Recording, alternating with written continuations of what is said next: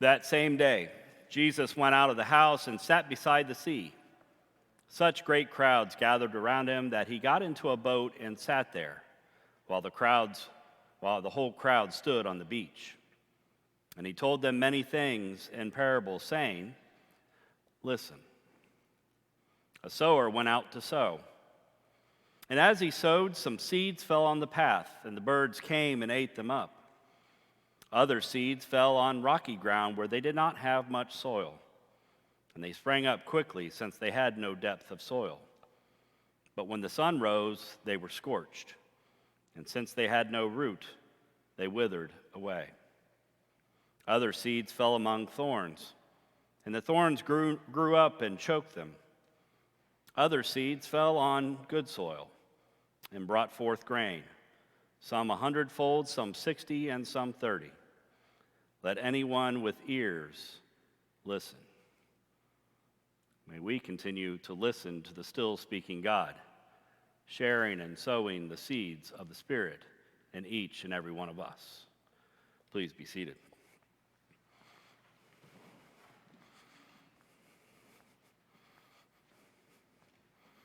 How many get the parable? Show of hands.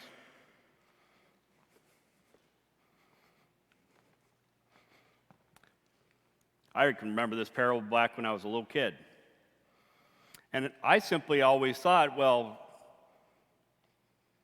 if I'm going to sow seeds, I just have to find good soil. Now, how many of you are sitting there right now going, well, yeah, that's what makes sense out of the parable that we just heard, that we find good soil, we put seeds in it, we nurture it, put some water on it, put some sunshine on it, and it's just going to grow. Can everybody pretty much attest to that statement? Okay. Now I want you to take the parable and apply it to yourself. How many of you plant seeds only in good soil?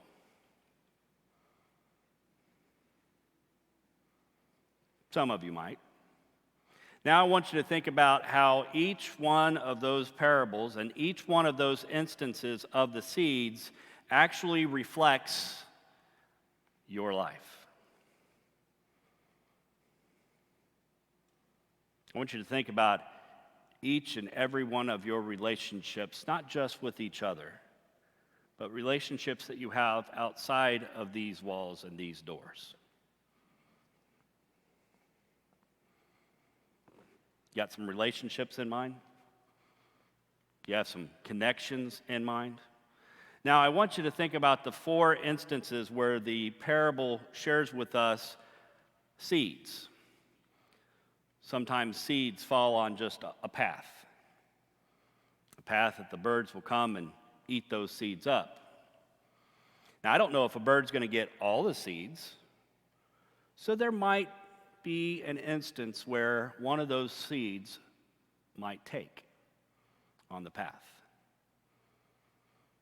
What was the other instance in the parable? Rocky soil. Now, there's probably a little bit of soil there, but it's kind of covered in rock. Now, if you throw some seeds down, do you think that maybe one of those seeds might actually grow something? Yeah. The third instance was whether or not a seed can grow amongst thorns, or as I would like to call in the year 2023, weeds. Do you think a seed might still be able to possibly take root even though there's so much weeds around it? Now, we definitely can say that if we take a seed and we plant it in good soil, that it will produce. So how many of you are sitting there right now going,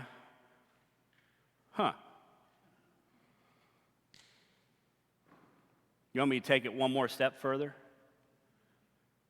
Yes? Okay. Now apply each of those instances into those relationships, into those connections. Do you have any relationships that you can think of where you kind of feel like it's on a path? You don't know if it's going to stick, if it's going to produce anything. How many of you have one of those relationships in mind?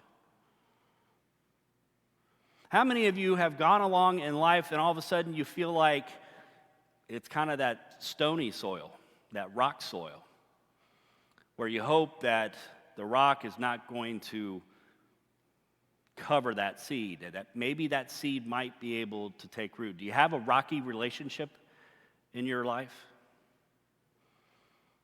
Let's be honest. There's probably a couple of those relationships. Please do not point at your spouse.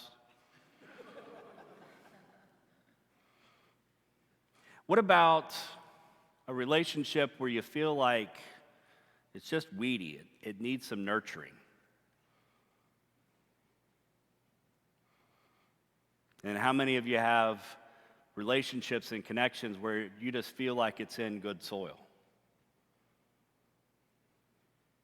Now, life would be easy if we just say, I'm just going to plant my seeds in the good soil.